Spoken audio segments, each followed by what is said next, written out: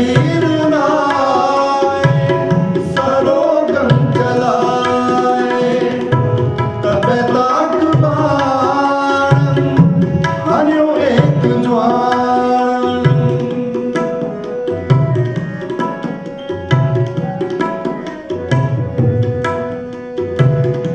तबे ताक बाण सरोगम चलाए सब वीर ताए सरोगम चलाए तब ताक बाण हन्यो एक ज्वाण जब बाण लाग्यो तब रोस जाग्यो जब बाण लाग्यो तब रोस जाग्यो कर ले कमान हन बाण ताण कर ले कमान हन बाण ताण कर ले कमान हन बाण ताण कर ले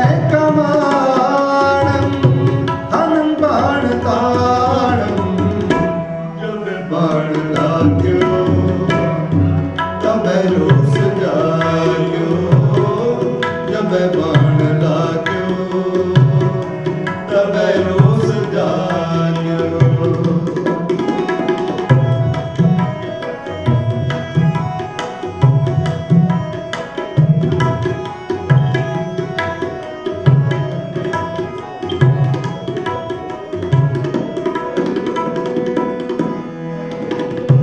हर चंद मारे सो जो दल तारे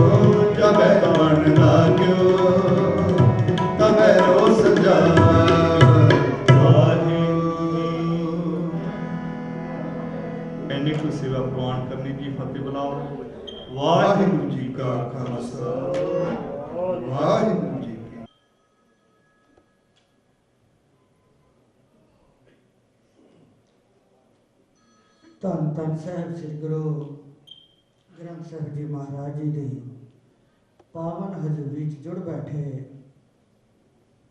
गुरु साध संगत जियो,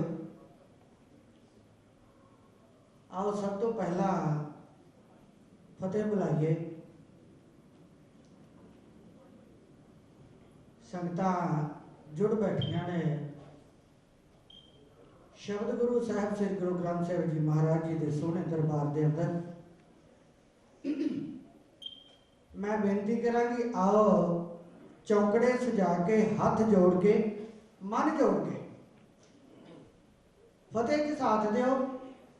गज के बोलो वाहेगुरु जी का खालसा वाहेगुरु जी की फतेह। मैं धन्नवादी हाँ प्रबंधकों की, संगतां की, सरदार परमजीत सिंह जी बेगोवाल जो मेरे बेटे ने, और सब तो ज़्यादा धन्नवादी हाँ साहब श्री गुरु नानक पातशाह जी की, शब्द गुरु साहब श्री गुरु ग्रंथ साहब जी महाराज जी की, जिन्होंने बख्शिश की है, समा दिता है संगतां दे दर्शन करने वास्ते। एक दो गल्लां जरूर कहांगी। दिल मेरा करता सी कीर्तन करनों, पर सरदार परमजीत सिंह ने कहा कि अज शहीदां नूं समर्पित ये दीवान सजाए गए ने, तो शहीदां की कोई गल कर गुरबाणी राही भी की जा सकती है। गुरबाणी का मार्ग ही वो है, जाओ तो प्रेम खेलन का जाओ, सिर ता गली गली मेरी आओ, इत मार्ग पैर तरीजा सिर दीजा का ना कीजा, मरता मरता जग मुआ मर भी ना जाने कोई, ऐसे मरने जो मरे बहु ना मरना हो। मैं छोटी जी इंट्रोडक्शन देंगी। मेरे पिता जी भाई साहब भाई दरगाह सिंह जी, जिन्हों को पिता पुरखी विरसे च मैनू गुरबाणी की बख्शिश कीर्तन की दात गुरु घर की सेवा प्राप्त हुई। वो अपने जीवन काल 50 साल गुरु घर के ग्रंथी और कीर्तनीय रहे। मैं इंग्लैंड ग्रंथी की सेवा निभाई। मेरा सिर फखर नाल उच्चा होया कि मैं पहली सिख कौम की बेटी हाँ, जिदी झोली जे संगतां ने जयकारे ला के मंग के नहीं सिरों पाव बना के दी सेवा। 34 साल तो मैं कैलीफोर्निया रह रही हाँ, अलग अलग गुरु घर ग्रंथी की और कीर्तन की ड्यूटी निभाती चली आ रही हाँ। गुरु ने बख्शिश की और मैनू कर्म की दात भी दे दी कि हुण लिखण का वेला लिखो। मैं लिख रही हाँ पंजाबी की सेवा अखबार पंजाब टाइम्स में कालमनवीस हाँ। आर्टिकल आते हैं, शब्द गुरु की एक शब्द की व्याख्या हर हफ्ते आती है।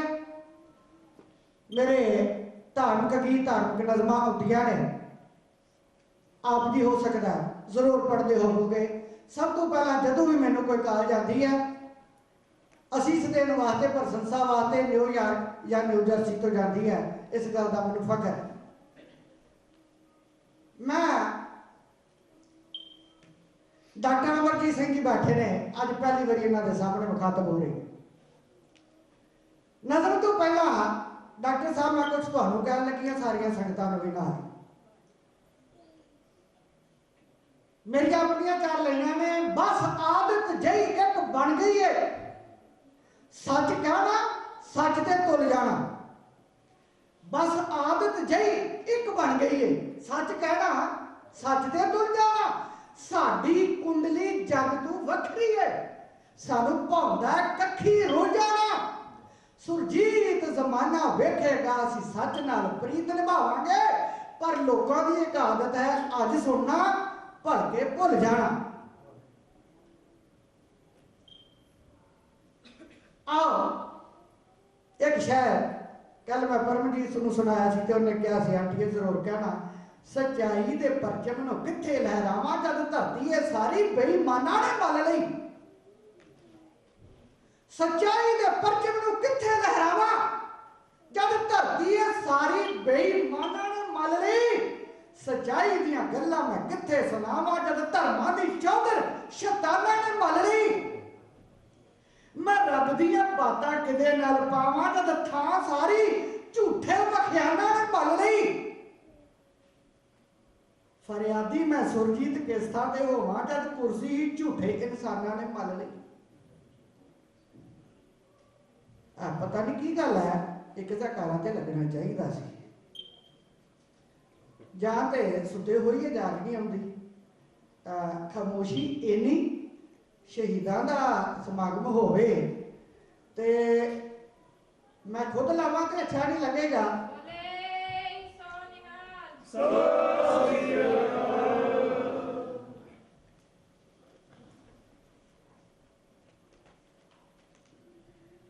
ਅਸੀਂ ਚੁੱਪ ਬੈਠੇ ਪਰ ਸੁੱਤੇ ਨਹੀਂ, ਅਸੀਂ ਚੁੱਪ ਬੈਠੇ ਪਰ ਸੁੱਤੇ ਨਹੀਂ। ਹੁਣ ਗਗਨ ਦਮਾਮੇ ਵੱਜਣਗੇ ਜਦੋਂ ਇੱਕ ਵੀ ਸ਼ੇਰ ਦਹਾੜ ਪਿਆ, ਸਭ ਗਿੱਦੜ ਡਰ ਕੇ ਭਜਣਗੇ। ਸੁਰਜੀਤ ਆ ਸਾਡੀ ਅਣਖ ਦੀਆਂ ਨਿਤ ਵਾਰਾਂ ਦੁਨੀਆ ਗਾਉਂਦੀ ਏ। ਧਰਤੀ ਤੇ ਹਲਚਲ ਮਚ ਜਾਣੀ ਜਦੋਂ ਸਿੰਘ ਸੂਰਮੇ ਗੱਜਣਗੇ। ਬੋਲੇ ਸੋ ਨਿਹਾਲ। एक नज़म कह के समाप्ति करांगी, तरन्नम च कहांगी। नित नाल मौत दे लड़दे हां, ना दुश्मन कोलों डरदे हां। सिर धाके तली ते तरदे हां, असी राखी अपने घर दी। सानू रोज आवाज़ां दिंदी ऐ साडी धरती अमृतसर दी। सानू रोज आवाज़ां दिंदी ऐ साडी धरती अमृतसर दी। सन जून 84 आउंदा ऐ, जख्मां ते मिर्चा पाउंदा ऐ। सानू मुड़ मुड़ के तड़पाउंदा ऐ किवें काम भीड़ पई झरदी। सानू रोज आवाज़ां दिंदी ऐ साडी धरती अमृतसर दी। सानू रोज आवाज़ां दिंदी ऐ साडी धरती अमृतसर दी। साडे तख्त अकाल नूं ढाया सी, साडी गैरत नूं हथ पाया सी। उस कौम नूं आण जगाया सी जड़ी कदी किते नहीं हरदी। सानू रोज आवाज़ां दिंदी ऐ साडी धरती अमृतसर दी। सानू रोज आवाज़ां दिंदी ऐ साडी धरती अमृतसर दी। ਅਸੀਂ ਦਸਮ ਪਿਤਾ ਦੇ ਲਾਲ ਹਾਂ, ਸ਼ੇਰਾਂ ਦੀ ਚੱਲਦੇ ਚਾਲ ਹਾਂ। ਦੁਸ਼ਮਣ ਲਈ ਬਣਦੇ ਕਾਲ ਹਾਂ, ਜਦ ਪਾਈਏ ਮੌਤ ਦੀ ਵਰਦੀ। ਸਾਨੂੰ ਰੋਜ਼ ਆਵਾਜ਼ਾਂ ਦਿੰਦੀ ਏ ਸਾਡੀ ਧਰਤੀ ਅੰਮ੍ਰਿਤਸਰ ਦੀ। ਸਾਨੂੰ ਰੋਜ਼ ਆਵਾਜ਼ਾਂ ਦਿੰਦੀ ਏ ਸਾਡੀ ਧਰਤੀ ਅੰਮ੍ਰਿਤਸਰ ਦੀ। ਅਸੀਂ ਦੱਸ ਦਈਏ ਸਰਕਾਰਾਂ ਨੂੰ ਬੇਈਮਾਨਾਂ ਅਤੇ ਗਦਾਰਾਂ ਨੂੰ। ਅਸੀਂ ਦੱਸ ਦਈਏ ਸਰਕਾਰਾਂ ਨੂੰ ਬੇਈਮਾਨਾਂ ਅਤੇ ਗਦਾਰਾਂ ਨੂੰ। ਸੁਣੋ ਸਿੰਘਾਂ ਦੀਆਂ ਲਲਕਾਰਾਂ ਨੂੰ, ਸਿੱਖ ਕੌਮ ਕਦੀ ਨਹੀਂ ਡਰਦੀ। ਸਾਨੂੰ ਰੋਜ਼ ਆਵਾਜ਼ਾਂ ਦਿੰਦੀ ਏ ਸਾਡੀ ਧਰਤੀ ਅੰਮ੍ਰਿਤਸਰ ਦੀ। ਸਾਨੂੰ ਰੋਜ਼ ਆਵਾਜ਼ਾਂ ਦਿੰਦੀ ਏ ਸਾਡੀ ਧਰਤੀ ਅੰਮ੍ਰਿਤਸਰ ਦੀ। ਕਾਬਲੇ ਗੌਰ ਲੈਣਾ ਨੇ। ਅਸੀਂ ਤੀਰ ਚਲਾਈਏ ਕੱਸ ਕੇ, ਵੈਰੀ ਨੂੰ ਮਾਰੀਏ ਦੱਸ ਕੇ। ਅਸੀਂ ਤੀਰ ਚਲਾਈਏ ਕੱਸ ਕੇ, ਵੈਰੀ ਨੂੰ ਮਾਰੀਏ ਦੱਸ ਕੇ। ਅਸੀਂ ਮੌਤ ਪਿਆਈਏ ਹੱਸ ਕੇ, ਤਾਂ ਛਾਤੀ ਸਾਡੀ ਠਰਦੀ। ਸਾਨੂੰ ਰੋਜ਼ ਆਵਾਜ਼ਾਂ ਦਿੰਦੀ ਏ ਸਾਡੀ ਧਰਤੀ ਅੰਮ੍ਰਿਤਸਰ ਦੀ। ਸਾਨੂੰ ਰੋਜ਼ ਆਵਾਜ਼ਾਂ ਦਿੰਦੀ ਏ ਸਾਡੀ ਧਰਤੀ ਅੰਮ੍ਰਿਤਸਰ ਦੀ। ਇਸ ਕੌਮ 'ਚ ਗੈਰਤ ਬੜੀ ਏ, ਕਦੀ ਦੇਗਾਂ ਦੇ ਵਿੱਚ ਕੜੀ ਏ, ਕਦੀ ਚਰਖੜੀਆਂ ਤੇ ਚੜੀ ਏ, ਸਦਾ ਜਾਨ ਤਲੀ ਤੇ ਧਰਦੀ। ਸਾਨੂੰ ਰੋਜ਼ ਆਵਾਜ਼ਾਂ ਦਿੰਦੀ ਏ ਸਾਡੀ ਧਰਤੀ ਅੰਮ੍ਰਿਤਸਰ ਦੀ। ਸਾਨੂੰ ਰੋਜ਼ ਆਵਾਜ਼ਾਂ ਦਿੰਦੀ ਏ ਸਾਡੀ ਧਰਤੀ ਅੰਮ੍ਰਿਤਸਰ ਦੀ। ਕਾਬਲੇ ਗੌਰ ਲੈਣਾ ਨੇ। ਅਸੀਂ ਦੱਸ ਕੇ ਬਦਲੇ ਲਾਉਂਦੇ ਹਾਂ, ਵੈਰੀ ਨੂੰ ਮਾਰ ਮਕਾਉਂਦੇ ਹਾਂ। ਅਸੀਂ ਦੱਸ ਕੇ ਬਦਲੇ ਲਾਉਂਦੇ ਹਾਂ, ਵੈਰੀ ਨੂੰ ਮਾਰ ਮਕਾਉਂਦੇ ਹਾਂ। ਨਿਤ ਨਵੀਆਂ ਭਾਜੀਆਂ ਪਾਉਂਦੇ ਹਾਂ, ਸਾਰੀ ਦੁਨੀਆ ਗੱਲਾਂ ਕਰਦੀ, ਸਾਨੂੰ ਰੋਜ਼ ਆਵਾਜ਼ਾਂ ਦਿੰਦੀ ਏ ਸਾਡੀ ਧਰਤੀ ਅੰਮ੍ਰਿਤਸਰ ਦੀ। ਸਾਨੂੰ ਰੋਜ਼ ਆਵਾਜ਼ਾਂ ਦਿੰਦੀ ਏ ਸਾਡੀ ਧਰਤੀ ਅੰਮ੍ਰਿਤਸਰ ਦੀ। ਬੋਲੇ ਸੋ ਨਿਹਾਲ। ਨਜ਼ਮ ਦੀਆਂ ਅਖੀਰਲੀਆਂ ਲਾਈਨਾਂ ਨੇ। ਸਾਡੀ ਹਰੀ ਮੰਦਰ ਨਾਲ ਪ੍ਰੀਤ ਹੈ, ਇਸ ਘਰ ਦੀ ਇਹੋ ਰੀਤ ਹੈ। ਸਾਡੀ ਹਰੀ ਮੰਦਰ ਨਾਲ ਪ੍ਰੀਤ ਹੈ, ਇਸ ਘਰ ਦੀ ਇਹੋ ਰੀਤ ਹੈ। ਸਿੱਖ ਕੌਮ ਸਦਾ ਸੁਰਜੀਤ ਹੈ, ਜਿਹੜੀ ਮਾਰਿਆ ਵੀ ਨਹੀਂ ਮਰਦੀ, ਸਾਨੂੰ ਰੋਜ਼ ਆਵਾਜ਼ਾਂ ਦਿੰਦੀ ਏ ਸਾਡੀ ਧਰਤੀ ਅੰਮ੍ਰਿਤਸਰ ਦੀ। ਬੋਲੇ ਸੋ ਨਿਹਾਲ। ਸਾਡੀ ਕੌਮ ਸਦਾ ਸੁਰਜੀਤ ਹੈ, ਸਾਡੀ ਹਰ ਮੰਦਰ ਨਾਲ ਪ੍ਰੀਤ ਹੈ, ਇਸ ਘਰ ਦੀ ਇਹੋ ਰੀਤ ਹੈ। ਸਿੱਖ ਕੌਮ ਸਦਾ ਸੁਰਜੀਤ ਹੈ, ਜੋ ਮਾਰਿਆ ਵੀ ਨਹੀਂ ਮਰਦੀ, ਸਾਨੂੰ ਰੋਜ਼ ਆਵਾਜ਼ਾਂ ਦਿੰਦੀ ਏ ਸਾਡੀ ਧਰਤੀ ਅੰਮ੍ਰਿਤਸਰ ਦੀ। ਸਾਨੂੰ ਰੋਜ਼ ਆਵਾਜ਼ਾਂ ਦਿੰਦੀ ਏ ਸਾਡੀ ਧਰਤੀ ਅੰਮ੍ਰਿਤਸਰ ਦੀ। ਇਹ ਸਾਡੀ ਅਣਖ, ਇਹ ਸਾਡੀ ਗੈਰਤ। ਅਖੀਰ ਤੇ ਇੱਕ ਸ਼ੇਰ ਹੋਰ ਕਹਿ ਰਹੀ ਹਾਂ। ਤੇਰੀ ਸੋਹਣੀ ਸ਼ਾਨ ਉਤੋਂ ਆਪਣਾ ਮੈਂ ਪਿਆਰ ਵਾਰਾਂ, ਸਾਹਿਬੇ ਕਮਾਲ ਸਤਿਗੁਰੂ। ਤੇਰੀ ਸੋਹਣੀ ਸ਼ਾਨ ਉਤੋਂ ਆਪਣਾ ਮੈਂ ਪਿਆਰ ਵਾਰਾਂ, ਲੋਕੀ ਕਹਿਣ ਚਾਰ ਚੰਨ ਚੰਨ ਮੈਂ ਹਜ਼ਾਰ ਵਾਰਾਂ। ਤੇਰੀ ਸੋਹਣੀ ਸ਼ਾਨ ਤੋਂ ਆਪਣਾ ਮੈਂ ਪਿਆਰ ਵਾਰਾਂ, ਲੋਕੀ ਕਹਿਣ ਚਾਰ ਚੰਨ ਚੰਨ ਮੈਂ ਹਜ਼ਾਰ ਵਾਰਾਂ। ਜਿੰਦ ਵਾਰਾਂ ਜਾਨ ਵਾਰਾਂ ਸਾਰਾ ਸਤਿਕਾਰ ਵਾਰਾਂ, ਵਾਰਾਂ ਸੁਰਜੀਤ ਮੈਂ ਤੇ ਸਾਰਾ ਸੰਸਾਰ ਵਾਰਾਂ। ਜਿੰਦ ਜਾਨ ਵਾਰਾਂ ਜਾਨ ਵਾਰਾਂ ਸਾਰਾ ਸਤਿਕਾਰ ਵਾਰਾਂ, ਵਾਰਾਂ ਸੁਰਜੀਤ ਮੈਂ ਤੇ ਸਾਰਾ ਸੰਸਾਰ ਵਾਰਾਂ। ਕੁਛ ਆਪਣੀ ਕਲਮ ਦੀਆਂ ਗੱਲਾਂ ਤੁਹਾਡੇ ਨਾਲ ਕੀਤੀਆਂ ਨੇ ਤੇ ਮੇਰੇ ਸਤਿਗੁਰਾਂ ਦੀ ਬਾਣੀ ਸ਼ਬਦ ਗੁਰੂ ਜੋ ਸਾਡਾ ਗੁਰੂ ਹੈ ਉਹ ਕਹਿ ਰਿਹਾ ਹੈ, ਮੋਹਿ ਮਰਨੇ ਕਾ ਚਾਓ ਹੈ, ਮਰੋ ਤਾਂ ਹਰ ਕੈ ਦੁਆਰ। ਚਾਓ ਪੈਦਾ ਕਰੀਏ, ਕੱਲੀ ਅਣਖ ਤੇ ਗੈਰਤ ਨਹੀਂ, ਨਾਲ ਇੱਕ ਚਾਓ ਵੀ ਹੋਵੇ, ਮਲਾਲ ਵੀ। ਮੋਹਿ ਮਰਨੇ ਕਾ ਚਾਓ ਹੈ, मरो तो हर के द्वार, मत हर पूछा कौन है, परा हमारा द्वार। ऐसा ना होवे रे रे दरगाह कहे ना को, रे रे दरगाह कहे ना को, होवे की आओ बैठ आदर सतबीर। ए हो जाए अपने आप नु वजद विच जाए, झूमिया गुरबाणी को कला पढ़ी ना जाइए रटे ला के। गुरबाणी पढ़न की चीज नहीं, गुरबाणी पढ़ के विचार के सुन के मनन की चीज है।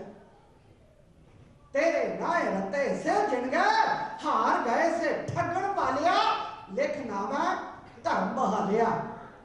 सो आओ अंदरों बाहरों इको जे होइए ते फिर गुर मेरे संग सदा है नाले, सिमर सिमर तिस सदा समाले।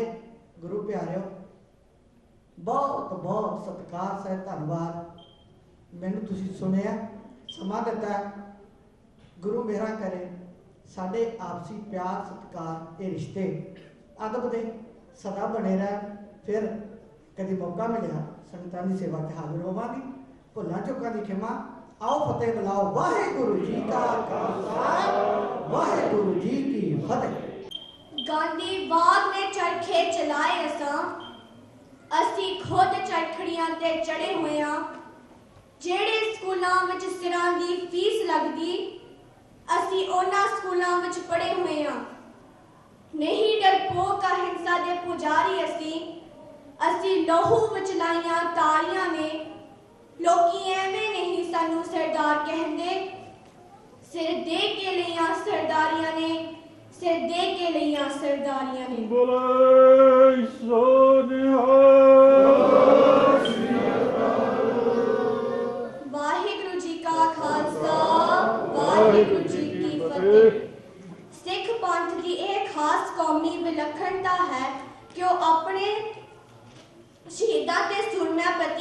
ਵੱਧ ਭਾਵਕ ਹੈ। ਧਰਮ ਹੇਠ ਕੁਰਬਾਨ ਹੋਏ ਸ਼ਹੀਦ ਸਿੱਖ ਕੌਮ ਦੇ ਸੱਭਿਆਚਾਰਕ ਆਦਰਸ਼ ਹਨ। ਸਿੱਖ ਇਤਿਹਾਸ ਸੱਭਿਆਚਾਰ ਤੇ ਪਰੰਪਰਾ ਅੰਦਰ ਸ਼ਹੀਦਾਂ ਅਤੇ ਨਾਇਕਾਂ ਦਾ ਮਰਤਬਾ ਬਹੁਤ ਉੱਚਾ ਹੈ। ਸਿੱਖ ਇਤਿਹਾਸ ਦੀ ਸਿਰਜਣਾ ਵਿੱਚ ਸ਼ਹਾਦਤ ਦੀ ਭੂਮਿਕਾ ਇੰਨੀ ਗੂੜੀ ਤੇ ਉਭਰਵੀਂ ਹੈ ਕਿ ਸ਼ਹੀਦਾਂ ਤੋਂ ਬਿਨਾਂ ਸਿੱਖ ਇਤਿਹਾਸ ਨੂੰ ਚਿਤਵਿਆ ਹੀ ਨਹੀਂ ਜਾ ਸਕਦਾ। ਸਿੱਖ ਜਿੰਨੀ ਸ਼ਿੱਦਤ ਤੇ ਅਦਬ ਸਤਿਕਾਰ ਨਾਲ ਆਪਣੇ ਸ਼ਹੀਦਾਂ ਨੂੰ ਯਾਦ ਕਰਦੇ ਹਨ, ਸ਼ਾਇਦ ਹੀ ਕੋਈ ਹੋਰ ਕੌਮ ਕਰਦੀ ਹੋਵੇ। ਸਿੱਖ ਇਤਿਹਾਸ ਅੰਦਰ ਸ਼ਹੀਦੀ ਦੀਆਂ ਦੋ ਧਾਰਾਵਾਂ ਦੇਖਣ ਨੂੰ ਮਿਲਦੀਆਂ ਹਨ। ਇੱਕ ਤਾਂ ਜ਼ੁਲਮ ਤੇ ਬੇਇਨਸਾਫੀ ਦੇ ਵਿਰੁੱਧ ਸ਼ਾਂਤ ਅਤੇ ਸਥਿਰ ਚਿੱਤ ਰਹਿੰਦੇ ਹੋਏ ਸਬਰ ਤੇ ਠਰਮੇ ਨਾਲ ਜਾਨ ਨਿਸ਼ਾਵਰ ਕਰ ਦੇਣੀ। ਪੰਜਵੇਂ ਪਾਤਸ਼ਾਹ ਗੁਰੂ ਅਰਜਨ ਦੇਵ ਜੀ ਅਤੇ ਨੌਵੇਂ ਪਾਤਸ਼ਾਹ ਗੁਰੂ ਤੇਗ ਬਹਾਦਰ ਜੀ ਅਤੇ ਉਹਨਾਂ ਦੇ ਨਾਲ ਭਾਈ ਮਤੀ ਦਾਸ ਜੀ, ਭਾਈ ਸਤੀ ਦਾਸ ਜੀ ਤੇ ਭਾਈ ਦਿਆਲਾ ਜੀ, 18ਵੀਂ ਸਦੀ ਵਿੱਚ ਭਾਈ ਮਨੀ ਸਿੰਘ, ਭਾਈ ਤਾਰੂ ਸਿੰਘ, ਭਾਈ ਸੁਬੇਗ ਸਿੰਘ ਅਤੇ ਭਾਈ ਸਾਹਾਬਾਰ ਸਿੰਘ ਦੀਆਂ ਸ਼ਹਾਦਤਾਂ ਵੀ ਇਸੇ ਲੜੀ ਵਿੱਚ ਆ ਜਾਂਦੀਆਂ ਹਨ। ਸ਼ਹੀਦੀ ਦੀ ਦੂਜੀ ਧਾਰਾ ਇੰਨੀ ਹੀ ਬਲਵਾਨ ਤੇ ਇੰਨੀ ਹੀ ਮਕਬੂਲ ਧਾਰਾ ਜ਼ੁਲਮ ਨਾਲ ਟੱਕਰ ਲੈਣ ਲਈ ਹਥਿਆਰ ਉਠਾਉਣ ਦੀ ਜਾਚ ਸਿਖਾਉਂਦੀ ਹੈ। ਇਸ ਇਤਿਹਾਸ ਅੰਦਰ 6ਵੇਂ ਅਤੇ 10ਵੇਂ ਗੁਰੂ ਸਾਹਿਬਾਨ ਦਾ ਜੀਵਨ, ਅਮਲ ਤੇ ਫਲਸਫਾ ਇਸ ਧਾਰਾ ਦਾ ਆਦਰਸ਼ ਤੇ ਪ੍ਰੇਰਣਾ ਸਰੋਤ ਬਣਿਆ।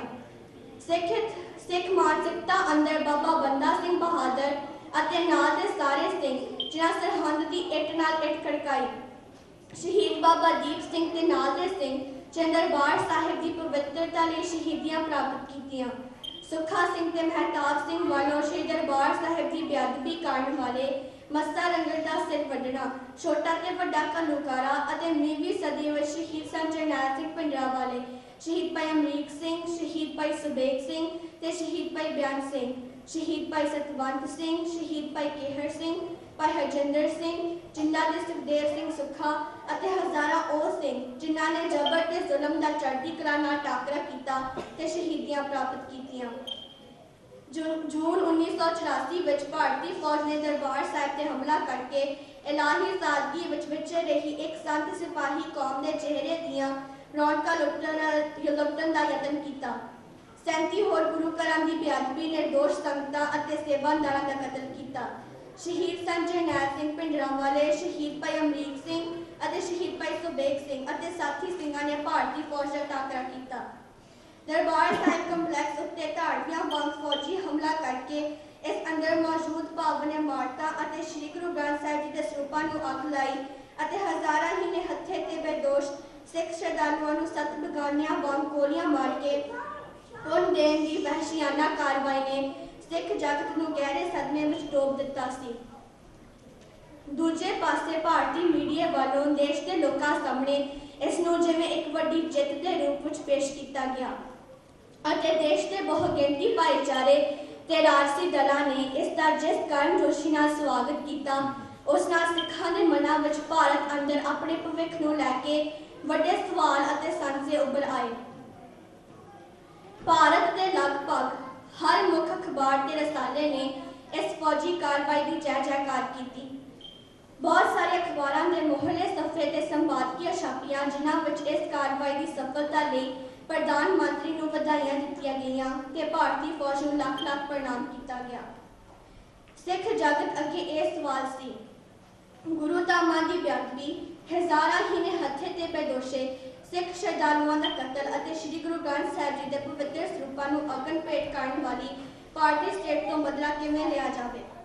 ਜਦੋਂ ਕੌਮਾਂ ਕਰਵਟ ਲੈਂਦੀਆਂ ਹਨ ਤਾਂ ਇਤਿਹਾਸ ਵੀ ਥਰਥਰਾਉਣ ਲੱਗ ਜਾਂਦਾ ਹੈ। ਇਸ ਥਰਥਰਾਉਣ ਦੌਰਾਨ ਕੋਈ ਭਾਈ ਸੁੱਖਾ ਸਿੰਘ ਤੇ ਮਹਿਤਾਬ ਸਿੰਘ ਦਾ ਵੀਰ, ਸ਼ਹੀਦ ਭਾਈ ਬਿਆਨ ਸਿੰਘ ਤੇ ਭਾਈ ਸਤਵੰਤ ਸਿੰਘ ਦੇ ਰੂਪ ਵਿੱਚ ਮੱਸਾ ਰੰਗੜ ਦੀ ਭੈਣ ਇੰਦਰਾ ਗਾਂਧੀ ਨੂੰ ਨਰਕਾਂ ਦੇ ਰਾਹ ਤੋਰ ਕੇ ਉਸੇ ਦੇ ਕੀਤੇ ਜ਼ੁਲਮਾਂ ਦੀ ਸਜ਼ਾ ਦਿੰਦੇ ਹਨ। ਅੱਜ ਦਾ ਦਿਨ ਉਹਨਾਂ ਸਿੱਖ ਸ਼ਹੀਦਾਂ ਨੂੰ ਪ੍ਰਣਾਮ ਕਰਨ ਦਾ ਦਿਨ ਹੈ, ਜਿਨ੍ਹਾਂ ਸਿੱਖ ਕੌਮ ਦੀ ਲੱਥੀ ਪੱਗ ਨੂੰ ਮੁੜ ਸਿਰ ਤੇ ਰੱਖਿਆ। ਮਰਜੀ ਵੜਿਆਂ ਦੀ ਇਸ ਕੌਮ ਵਿੱਚ ਇਸ ਤਰ੍ਹਾਂ ਯੋਧੇ ਪੈਦਾ ਹੁੰਦੇ ਰਹਿਣਗੇ ਤੇ ਪਾਪੀਆਂ ਨੂੰ ਉਹਨਾਂ ਦੇ ਕਰਮਾਂ ਦੀ ਸਜ਼ਾ ਦਿੰਦੇ ਰਹਿਣਗੇ। दिल्ली तख्त पर बहेगी आप गुरु की फौज, छत्तर चुलणगे सीस पर बड़ी करेगी मौज। राज करेगा खालसा आकी रहे ना कोई, ख्वार होए सब मिलेंगे बचे शरण जो होए। वाहिगुरु जी का खालसा, वाहिगुरु जी की फतेह। बोले सोनिया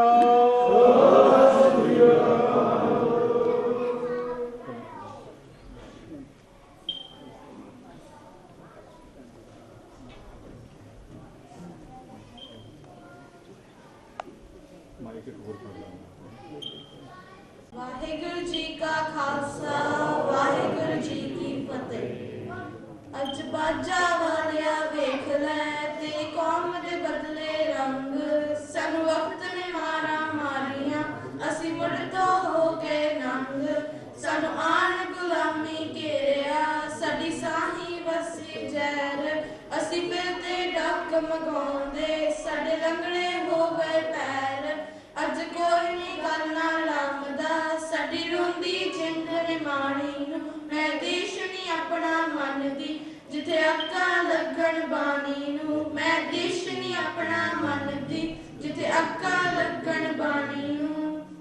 ਉਹ ਅਸੀਂ ਲਹੂ ਦੇ ਦਰਿਆ ਵਗਾ ਕੇ ਕੀਤੀ ਵੱਤਰ ਹਿੰਦ ਦੀ ਪਾ। ਇਹਦਾ ਨਾਮ ਸਾਨੂੰ ਮਿਲਿਆ ਸਾਡੇ ਮਾਸੋਂ ਪੁੱਟਣੋਂ। ਸਾਡੇ ਤਖਤ ਤੋਪਾਂ ਚਾੜੀਆਂ ਸਾਡੇ ਹਰ ਪਲ ਰੋਵੇ ਅੱਖ। ਅਸੀਂ ਹੰਝੂ ਰੋਈਏ ਖੂਨ ਦੇ ਸਾਡੀ ਮਾਰੀ ਗਈ ਏ ਮੱਤ।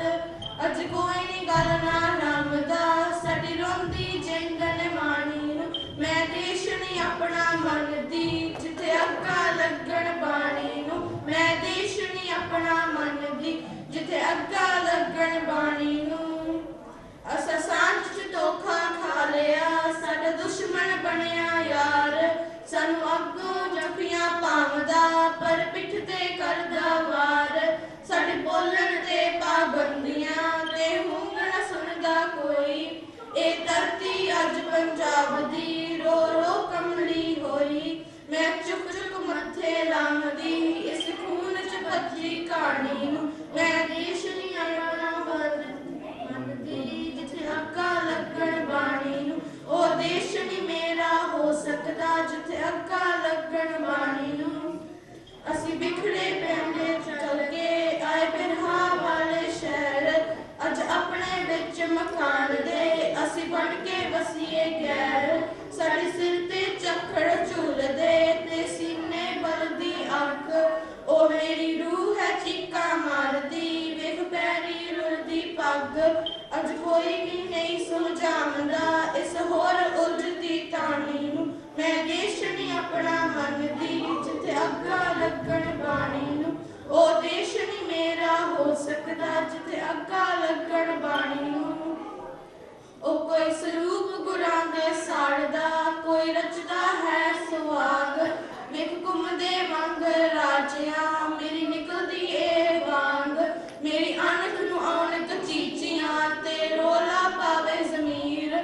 ਮੈਂ ਪੁੱਛਾਂ ਰੱਬਾ ਡਾਢਿਆ ਉਹ ਕੈਸੀ ਲਿਖਤੀ ਤੂੰ ਤਕਦੀਰ। ਅੱਜ ਕਿਉਂ ਨਹੀਂ ਨੱਥ ਤੂੰ ਮਾਰਦਾ ਇਹ ਸੰਡਿਆਂ ਦੀ ਟਾਣੀ ਨੂੰ। ਮੈਂ ਦੇਸ਼ ਨੀ ਆਪਣਾ ਮੰਨਦੀ ਜਿੱਥੇ ਅੱਖਾਂ ਲੱਗਣ ਬਾਣੀ ਨੂੰ। ਉਹ ਦੇਸ਼ ਨੀ ਮੇਰਾ ਹੋ ਸਕਦਾ ਜਿੱਥੇ ਅੱਖਾਂ ਲੱਗਣ ਬਾਣੀ ਨੂੰ। ਅੱਜ ਗੱਭਰੂ ਮੇਰੇ ਦੇਸ਼ ਦੇ ਕਿਉਂ ਬਦਲੀ ਬੈਠੇ ਭੇਖ। ਕੁਝ ਬਸ ਨਸ਼ਿਆਂ ਦੇ ਪੈ ਗਏ ਕੁਝ ਤੁਰ ਗਏ ਨੇ ਪਰਦੇਸ਼। ਮੰਡ ਸੱਤੇ ਮਿੰਦਰਾ ਵਾਲਿਆ ਆ ਸਾਂਭ ਲੈ ਫਿਰ ਜਵਾਨੀ ਨੂੰ। ਉਹ ਦੇਸ਼ ਨੀ ਮੇਰਾ ਹੋ ਸਕਦਾ ਜਿੱਥੇ ਅੱਖਾਂ ਲੱਗਣ ਬਾਣੀ ਨੂੰ। ਉਹ ਦੇਸ਼ ਨੀ ਤੁਹਾਡਾ ਹੋ ਸਕਦਾ ਜਿੱਥੇ ਅੱਖਾਂ ਲੱਗਣ ਬਾਣੀ ਨੂੰ। ਉਹ ਦੇਸ਼ ਨੀ ਸਾਡਾ ਹੋ ਸਕਦਾ ਜਿੱਥੇ ਅੱਖਾਂ ਲੱਗਣ ਬਾਣੀ ਨੂੰ। ਵਾਹਿਗੁਰੂ ਜੀ ਕਾ ਖਾਲਸਾ ਵਾਹਿਗੁਰੂ ਜੀ ਕੀ ਫਤਿਹ।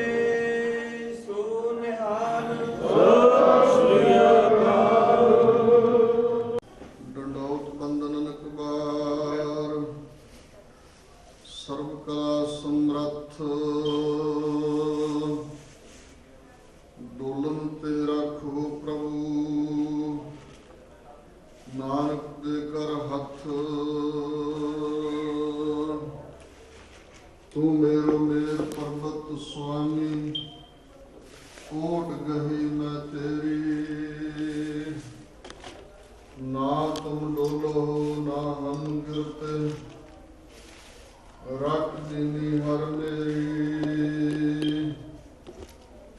ਅਬ ਤਬ ਜਬ ਕਬ ਤੂ ਹੀ ਹਮ ਤੋ ਪ੍ਰਸਾਦ ਸੁਖੀ ਸਦ ਹੀ। ਜੋ ਤੋ ਪ੍ਰੇਮ ਖੇਲਣ ਕਾ ਚਾਉ ਸਿਰ ਧਰ ਤਲੀ ਗਲੀ ਮੇਰੀ ਆਓ। ਇਤ ਮਾਰਗ ਪੈਰ ਧਰੀਜੈ ਸਿਰ ਦੀਜੈ ਕਾਣ ਨਾ ਕੀਜੈ। ਪਹਿਲਾ ਮਰਨ ਕਬੂਲ ਜੀਵਨ ਕੀ ਛੱਡ ਆਸ। ਹੋ ਸਭਨਾ ਕੀ ਰੇਣੁਕਾ ਤਉ ਆਓ ਹਮਾਰੇ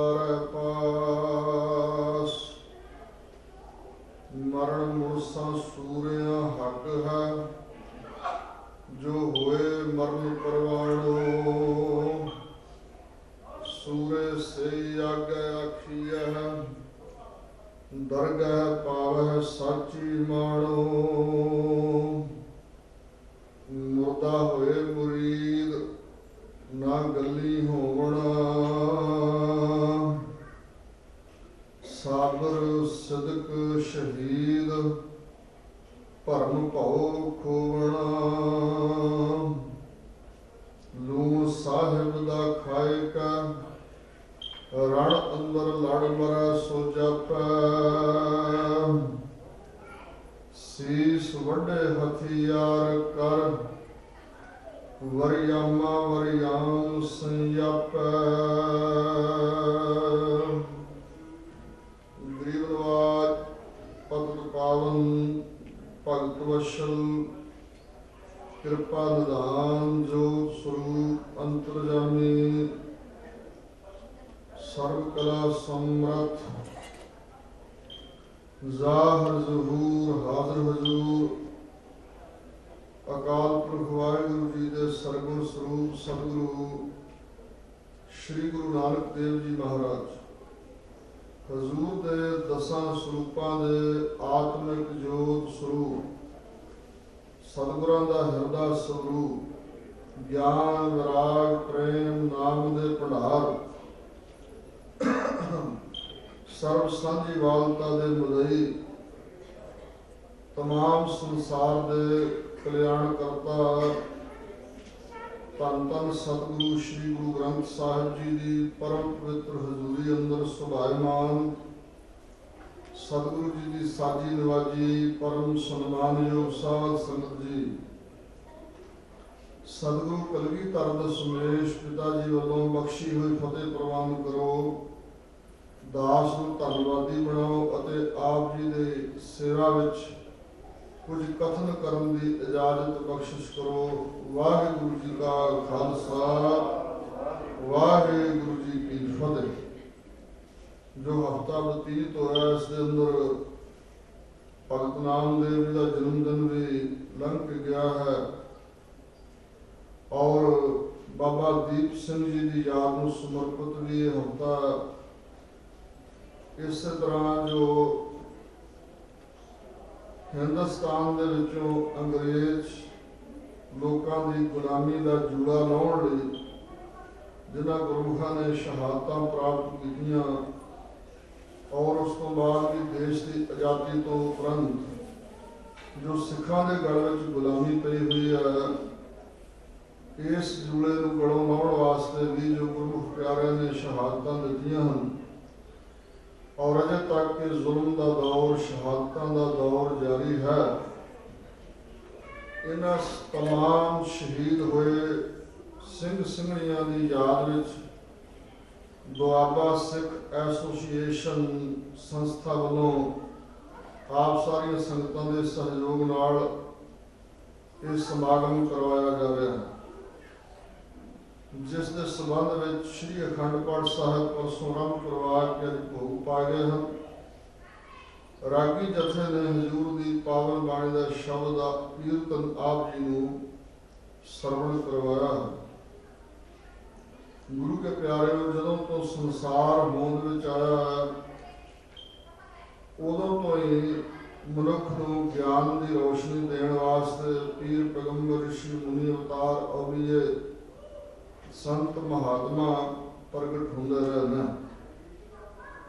ਅਫਸੋਸ ਦੀ ਗੱਲ ਹੈ ਕਿ ਇਹਨਾਂ ਪ੍ਰਬੰਧ ਕਰਨ ਦੇ ਬਾਵਜੂਦ ਅਕਾਲ ਪੁਰਖ ਵੱਲੋਂ ਮਨੁੱਖ ਦੇ ਭਲੇ ਵਾਸਤੇ ਬਹੁਤ ਵੱਡਾ ਪ੍ਰਬੰਧ ਕੀਤਾ ਗਿਆ। ਐਸੇ ਪ੍ਰਬੰਧ ਦੇ ਬਾਵਜੂਦ ਵੀ ਬਹੁਤ ਗਿਣਤੀ 'ਚ ਲੋਕ ਵਿਗੜੇ ਹੋਏ ਜੋ ਧਰਮ ਤੋਂ ਬੇਮੁਖ, ਮਨਮੁਖ ਕਹਿ ਲਿਆ ਜਾਏ, ਜਾਂ ਨਾਸਤਿਕ ਲੋਕ ਜਾਂ ਮਾਇਆ ਦੇ ਪੁਜਾਰੀ ਰਾਜਸੀ ਸੁਭਾਅ ਦੇ ਅਧੀਨ ਹੋ ਕੇ ਕਤਲੋਗਾਰਤ, ਜ਼ੋਰ ਜ਼ੁਲਮ, ਧੱਕਾ, ਬੇਇਨਸਾਫੀ ਕਰਦੇ ਚਲੇ ਆ ਰਹੇ ਔਰ ਵਾਹਿਗੁਰੂ ਦੇ ਰਸਤੇ ਤੇ ਚੱਲਣ ਵਾਲੇ, ਗੁਰਾਂ ਪੀਰਾਂ ਦੇ ਦਰਸਾਏ ਮਾਰਗ ਤੇ ਚੱਲਣ ਵਾਲੇ ਲੋਕ ਜਿਨ੍ਹਾਂ ਦੀਆਂ ਸ਼ਹਾਦਤਾਂ ਚਲੀਆਂ ਆ ਰਹੀਆਂ ਹਨ, ਹੁੰਦੀਆਂ ਰਹੀਆਂ ਹਨ, ਹੋ ਰਹੀਆਂ।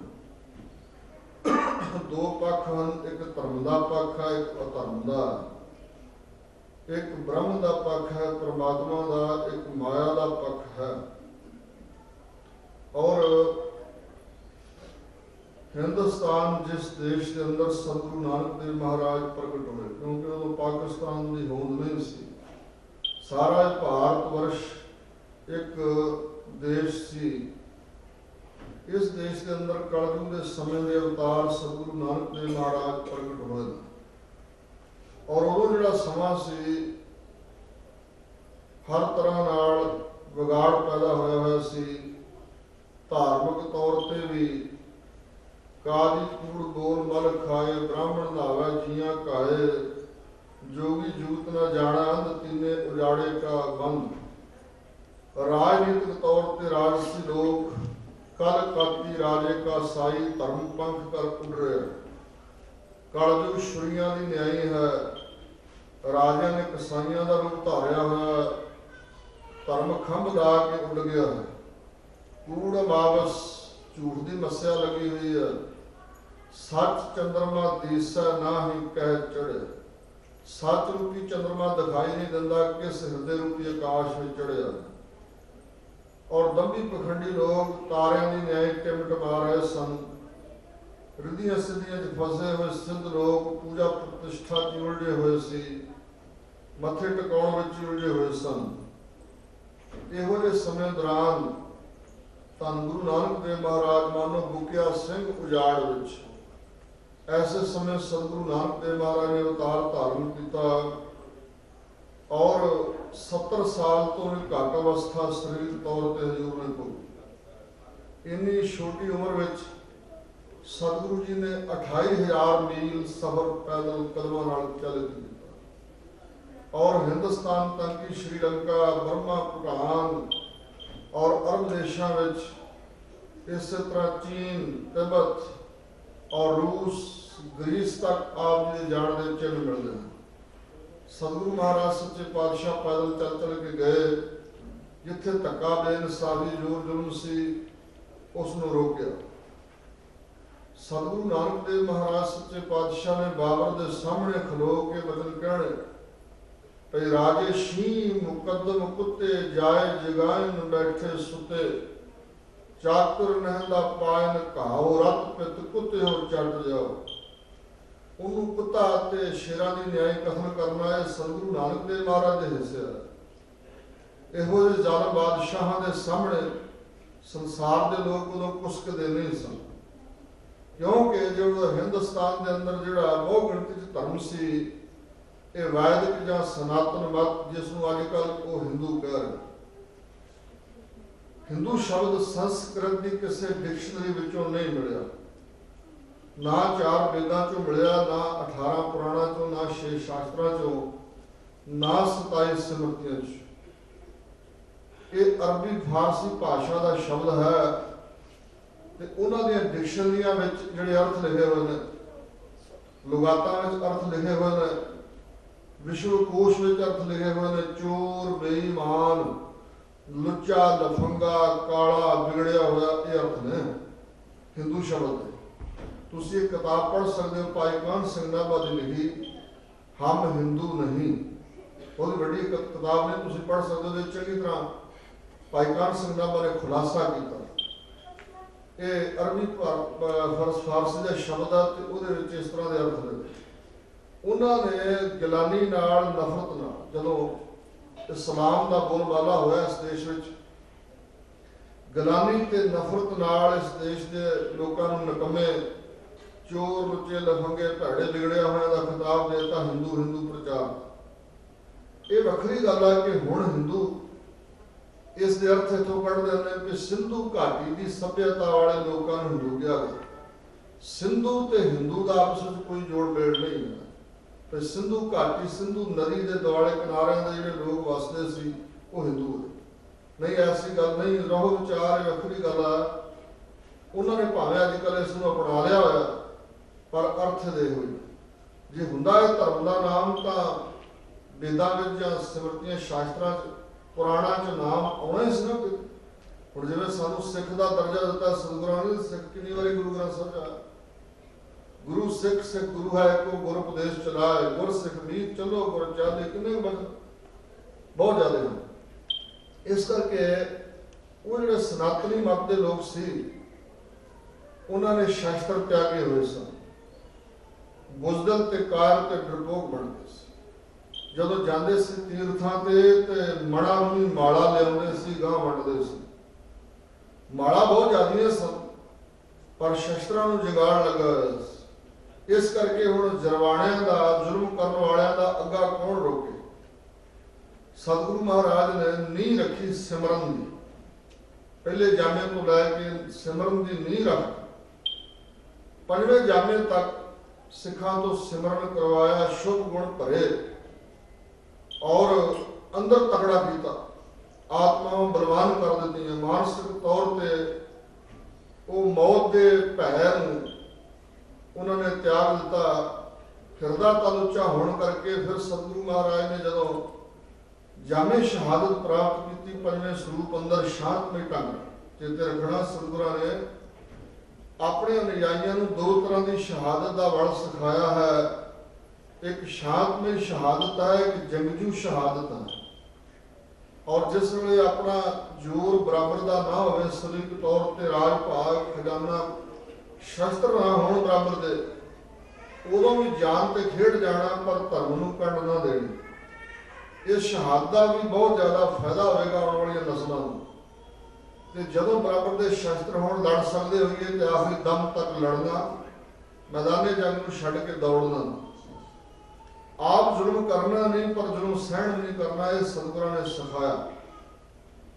10 ਜਾਮਿਆਂ ਵਿੱਚ ਸੰਪੂਰਨ ਮਨੁੱਖ ਦੀ, ਇਨਸਾਨ ਦੀ ਘਾਟ ਘੜੀ ਹੈ ਮੇਰੇ ਸਤਿਗੁਰੂ ਜੀ ਨੇ। ਕੁਝ ਲੋਕ ਅੱਜ ਵੀ ਪ੍ਰਚਾਰ ਭਾਵੇਂ ਕਰ ਰਹੇ ਨੇ ਕਿ ਸਾਧੂ ਸੰਤਾਂ ਨੂੰ ਸ਼ਸਤਰਾਂ ਹਥਿਆਰਾਂ ਦੀ ਕੀ ਲੋੜ। ਇਹ ਉਹਨਾਂ ਦੀ ਨੀਮ ਬੁੱਧੀ ਦੀ ਨਿਸ਼ਾਨੀ ਹੈ। ਜਦੋਂ ਹਿੰਦੁਸਤਾਨ ਦੇ ਲੋਕਾਂ ਕੋਲ ਮਾਲਾ ਸੀ ਇੰਨੀਆਂ, ਤੇ ਇਹਦੇ ਬਾਵਜੂਦ ਵੀ ਜਰਵਾਣੇ ਰੁਕਦੇ ਨਹੀਂ ਰਹੇ। ਹਜ਼ੂਰ ਨੇ ਬਾਣੀ 'ਚ ਨਕਸ਼ਾ ਖਿੱਚਿਆ ਕਿ ਕੋਈ ਮੁਗਲ ਨਾ ਹੋਆ, ਅੰਦਾ ਕਿਨਾਂ ਨਾ ਪਰਚਾ ਲਾਇਆ।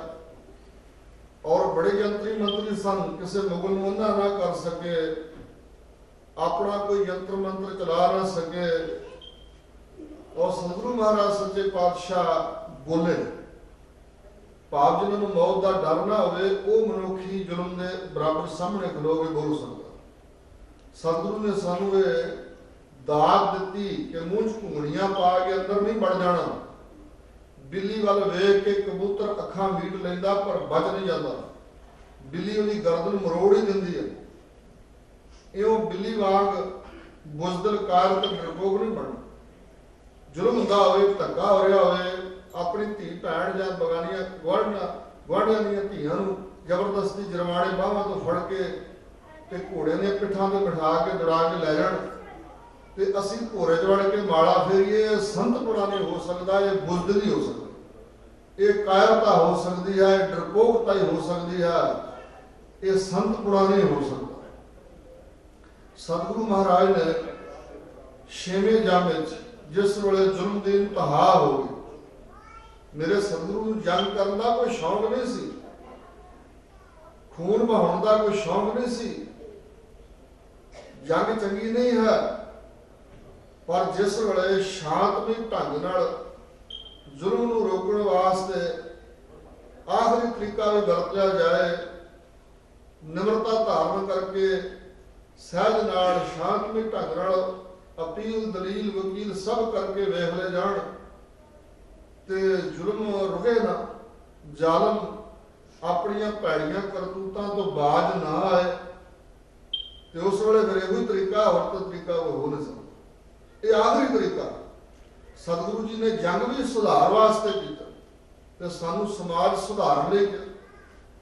ਸਰੀਰ ਦੇ ਕਿਸੇ ਅੰਗ ਤੇ ਫੋੜਾ ਨਿਕਲ ਆਏ, ਫਿਰਸੀ ਨਿਕਲ ਆਏ, ਜੇ ਉਹ ਹਟੇ ਨਾ ਦਵਾਈਆਂ ਨਾਲ, ਉਪਚਾਰਾਂ ਨਾਲ, ਵੱਧਦਾ ਫੋੜਾ ਨਸੂਰ ਬਣ ਜਾਏ ਤੇ ਖਤਰਾ ਹੋਵੇ ਸਾਰੇ ਸਰੀਰ ਨੂੰ, ਤੇ ਕਈ ਵਾਰੀ ਫਿਰ ਸਰੀਰ ਦਾ ਕੋਈ ਅੰਗ ਵੱਢਣਾ ਪੈਂਦਾ।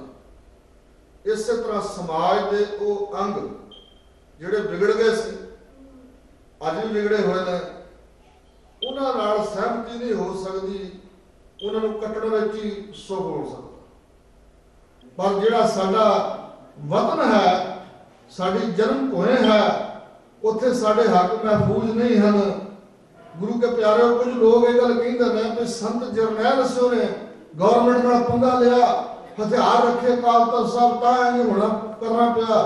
उन्हां दी मजबूरी सी, वो सोचते नहीं हैं जां वो छात्र दिमाग है उन्हां दे विच, उन्हां दे चपली चट हो के कौम विच गलत प्रचार कर रहे हैं, संत जरनैल सिंह दोषी ठहरा रहे हैं। नहीं गुरु के प्यारे वेखो, जे केवल संत जरनैल सिंह ते उन्हां दे साथियां नूं फड़न जां मारन लई दरबार साहब अटैक कीता हुंदा ते बिजली पानी कटिया जा सकदा सी, दुआले फौज बिठा के भुखे ध्याए रखा जा सकता सी, ऐसा प्रबंध हो सकता सी।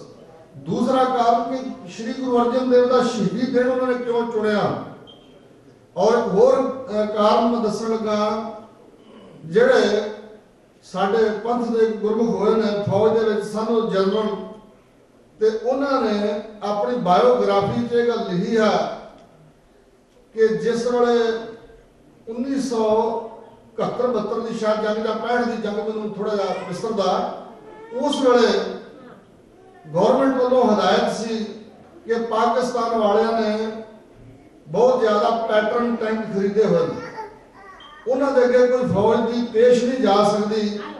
इस करके अमृतसर तो लैके ब्यास दरिया तक जिन्नी फौज है सारी छड्ड के पिकटां सारियां चौंकियां ते पिछा आ जाओ ब्यास दरिया तो उस पासे जलंधर वाले पासे, बराबर का मुकाबला नहीं हो सकता।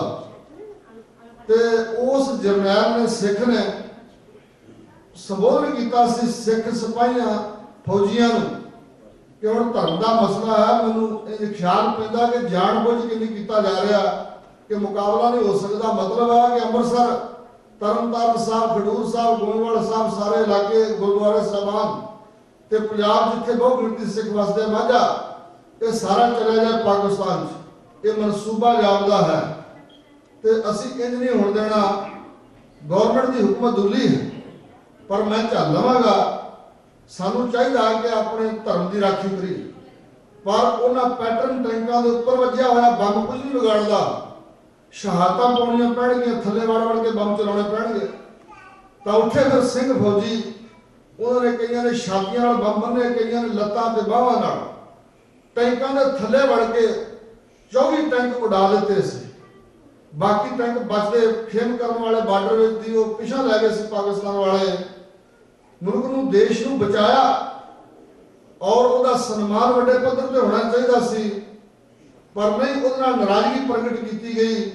कई तरह नाल उहदे नाल धक्के ते बेइंसाफियां कीतियां गईयां फौज दे विच। सो गुरु के प्यारे, इस प्रकार उदों तो लैके धक्के बेइंसाफियां करदे आ रहे हैं। देश आजाद हुंदिआं ही उन्होंने सर्कुलर जारी किया बड़े बड़े अफसरों तक कि सिख एक जुराइम पेशा कौम हैं, जुर्म करने वाले, जुर्म पाप गुनाह करके रोटी खाने वाले, इन्हां तो भले मानस हिंदुओं को खतरा है। इस करके सिखां ते करड़ी नजर रखी जाए। इन्हां कुछ सिखां दे नाल उन्हां कीता ते कर रहे हैं, इहदे बावजूद भी असीं चुप करके कबूतर वांग अखां मीट लईए, फिर असीं गुरु दे सिख नहीं सदवा सकते। इस करके सिख ते हमेशा दूजियां वास्ते भी जुर्म के खिलाफ आवाज उठाउंदा और 30,000 कन्या हिंदवासियों दी शहादतां प्राप्त करके छुड़ा के लिआउंदा रहा।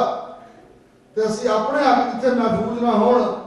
84 जिस वेले कतलेआम होया दिल्ली, कानपुर, बोकारो आदि, उदों दीआं विधवा औरतां बीबियां सारी सारी उम्र हंडा रोंदियां मर गईयां हन, उन्हां दे बच्चे रुल रहे हैं ते कोई इंसाफ अजे तक नहीं मिलिया। और जिहड़े लोग जुर्म करने वाले सी उस तरह दंद ना रहे ने, उहदे तरक्कियां मिल रही उन्होंने सरकार दे विच ने, ते साडी आवाज़ सुनने वाला दसो कौन है हिंदुस्तान च। इस करके जिन्हां देशां च असीं बैठे हैं, इत्थे आजाद फिजाद साह लै रहे हैं, इत्थे बोलण दे हक महफूज हैं। घट्टो घट्ट आवाज़ सानूं जरूर उठाउणी चाहीदी आ।